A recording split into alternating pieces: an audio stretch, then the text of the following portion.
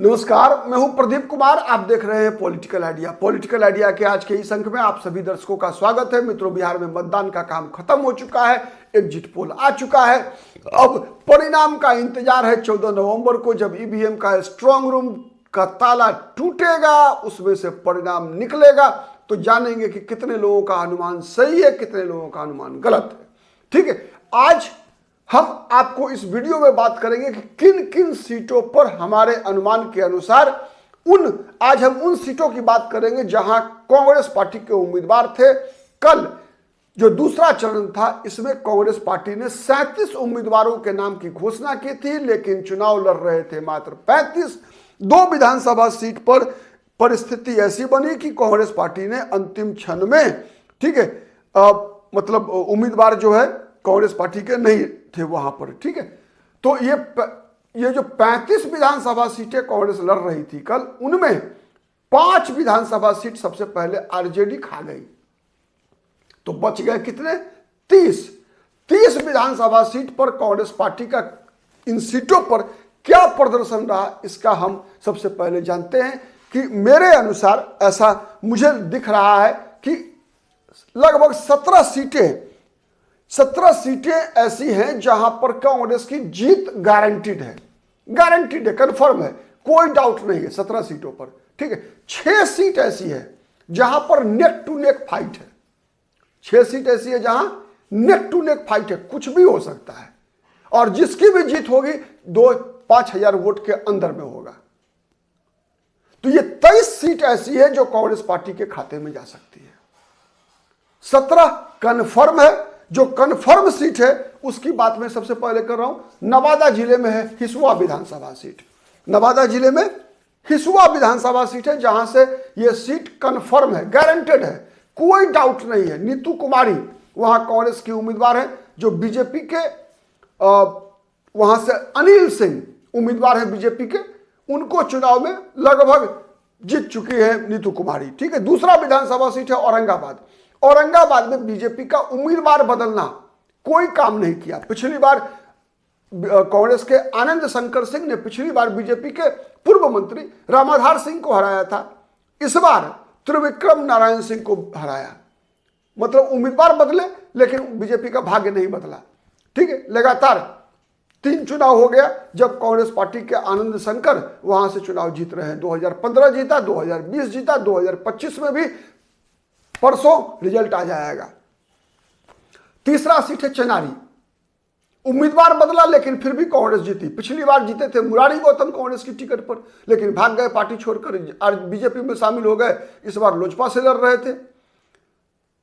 कांग्रेस के उम्मीदवार मंगल राम, तो मंगल राम चुनाव एकदम लगभग जीत चुके हैं। ठीक है, कोढ़ा विधानसभा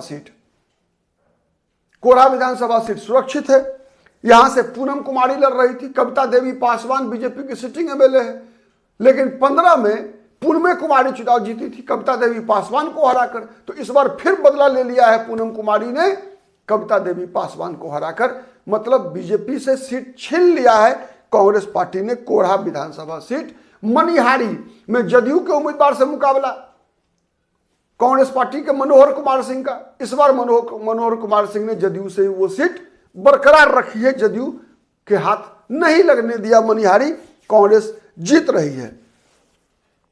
कस्बा इरफान आलम, कांग्रेस ने उम्मीदवार बदला, अफाक आलम लगातार जीतते आ रहे थे। मोहम्मद अफाक आलम, उनका टिकट काट दिया। कहा जाता है कि पप्पू यादव, शकील अहमद खान लोगों ने मिलकर जो है अफाक आलम का टिकट कटवा दिया। बेचारे काफी आरोप भी लगा रहे थे, रो भी रहे थे, लेकिन जिनको टिकट मिला वो भी एक सामान्य कार्यकर्ता है कांग्रेस का, मोहम्मद इरफान आलम। चुनाव जीतना तय है कांग्रेस का चुनाव जीतना यहां पर। उसके बाद चलते हैं किशनगंज विधानसभा सीट। ठीक है, किशनगंज विधानसभा सीट में देखिए इस बार भी टाइट फाइट है। पिछली बार भी मात्र 1378 वोट से जो है बीजेपी की स्वीटी सिंह को हराया था कांग्रेस पार्टी ने, इजहारुल हुसैन ने। इस बार बीजेपी ने, कांग्रेस ने उस उम्मीदवार को टिकट दिया था जो पिछली बार एआईएमआईएम के उम्मीदवार थे, कमरुल होदा। जीत रहे हैं लेकिन थोड़ा सा टाइट फाइट है इस बार भी बीजेपी की स्वीटी सिंह के साथ। ठीक है, क्योंकि वहां पर जो है शम्स आगाज जो एआईएमआईएम के हैं वो जबरदस्त चुनौती दे रहे हैं। तो वोट अगर नहीं रखना पड़ेगा कि इसहाक आलम भी जनसुराज के उम्मीदवार हैं, तो उन्हें ये यहां जो है ना, यहां होता क्या है कि लोगों को गलतफहमी होती है। तो स्वीटी सिंह खेल तभी कर सकती है जब दो त्रिकोणीय होगा, तब नहीं होगा, स्वीटी सिंह नहीं जीत पाएगी। अगर जनसुराज के उम्मीदवार इसहाक आलम भी अगर वोट काटा होगा उन्होंने, जिसकी संभावना कम दिख रही है, 90% चांस कमरुल होता, 10% वाले को छोड़िए ना, गारंटी है किशनगंज गारंटेड कांग्रेस। इसके अलावा अररिया विधानसभा सीट कोई टक्कर नहीं है, एकदम 50,000 प्लस। ठीक है, फिर से शगुफ्ता आजिम को हरा के जो है ओबैदुर रहमान गारंटेड जीत रहे हैं। फारबिसगंज बीजेपी से छीन रही है सीट इस बार, विद्यासागर केसरी को हराकर जो है मनोज विश्वास कांग्रेस के नए कैंडिडेट है, तो चुनाव जीत रहे हैं। ठीक है, फारबिसगंज से फुलपरास सुबोध मंडल निश्चित है, शीला मंडल जेडीयू से सीट छीन रही है कांग्रेस पार्टी। सुबोध मंडल जो जिलाध्यक्ष है कांग्रेस पार्टी के, गारंटेड सीट है इस बार जीतना पक्का। बेनीपट्टी में भी कांग्रेस के नलिनी रंजन झा ने बीजेपी के विनोद नारायण झा को, ठीक है, वहां बीजेपी के बागी के कारण भी लाभ मिला कांग्रेस पार्टी को, और कांग्रेस पार्टी को इस बात का भी लाभ मिला कि विनोद नारायण झा के खिलाफ जो एंटी इनकम्बेंसी है और भाजपा में बगावत है, उसका भी लाभ मिला है नलिनी रंजन झा को, और नलिनी रंजन झा चुनाव जीत रहे हैं। बथनाहा नवीन कुमार ने वहां बीजेपी के अनिल राम को, ठीक है, चुनाव में हरा दिया है, गारंटी है वहां भी कांग्रेस पार्टी की। पिछले बार भी कम वोट से हारे थे, इस बार सीट जीत गए हैं। रीगा गारंटेड है, अमित कुमार टुन्ना। बैद्यनाथ प्रसाद, बीजेपी ने यहां भी उम्मीदवार बदला था, मोतीलाल प्रसाद जो बिहार सरकार में मंत्री हैं अभी, ठीक है, पहली बार मंत्री बने लेकिन टिकट कट गया बेचारे का, तो बैद्यनाथ प्रसाद को टिकट दिया बीजेपी ने। ठीक है, और बैद्यनाथ प्रसाद को अमित कुमार टुन्ना ने 2015 में जीते थे अमित कुमार टुन्ना, इस बार फिर पिछली हार का बदला ले लिया है। रक्सौल में बीजेपी के प्रमोद सिन्हा को कांग्रेस पार्टी के श्याम बिहारी प्रसाद ने गारंटी के रूप में कह सकते हैं आप हरा दिया है। ठीक है, बेतिया बीजेपी की उप मुख्यमंत्री रेणु देवी चुनाव हार रही है, ये भी हार रही है, वसी अहमद ने हराया है वहां पर। उसके दो कारण, एक तो रेणु देवी के कई कारण थे, एंटी इनकम्बेंसी, दूसरा बीजेपी में बगावत, भीतरघात कह लीजिए, बगावत नहीं भीतरघात कहिए। बेनीपट्टी में बगावत था, यहां बेतिया में भीतरघात रेणु देवी के खिलाफ। ठीक है, तो इसके कारण।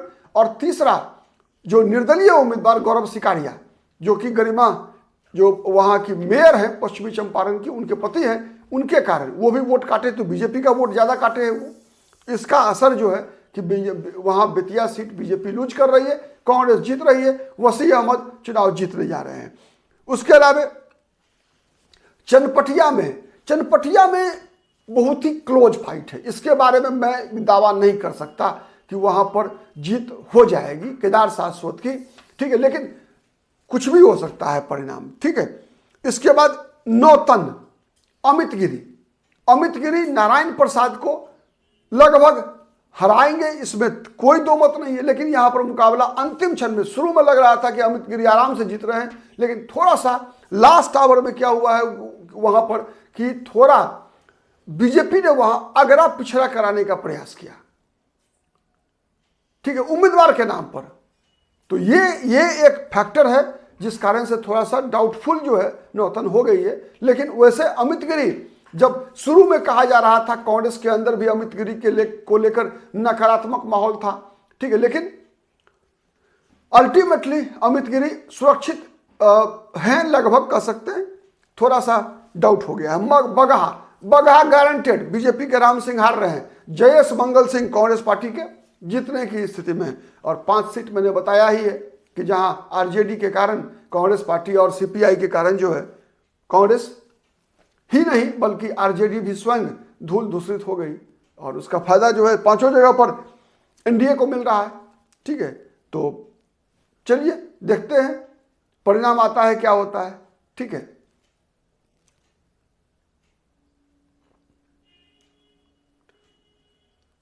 सॉरी, एक और सीट है जहां कांग्रेस की जीत की गारंटी है, वो विधानसभा सीट है चनपटिया। ठीक है, मैंने गलत बता दिया। नरकटियागंज में वो है केदार शाश्वत ना, ठीक है, नरकटियागंज में है केदार शाश्वत, जहां पर कि फंसा हुआ है मामला थोड़ा सा, ठीक है, चूंकि वहां महागठबंधन का वोट बंटता हुआ दिखा है, ठीक है, तो इसीलिए चनपटिया में अभिषेक रंजन गारंटेड, सॉरी सही कर लीजिएगा, अभिषेक रंजन गारंटेड है। तो आज के लिए इतना ही, बहुत बहुत धन्यवाद, नमस्कार। फिर अगले वीडियो में मुलाकात होगी, तब तक के लिए नमस्कार।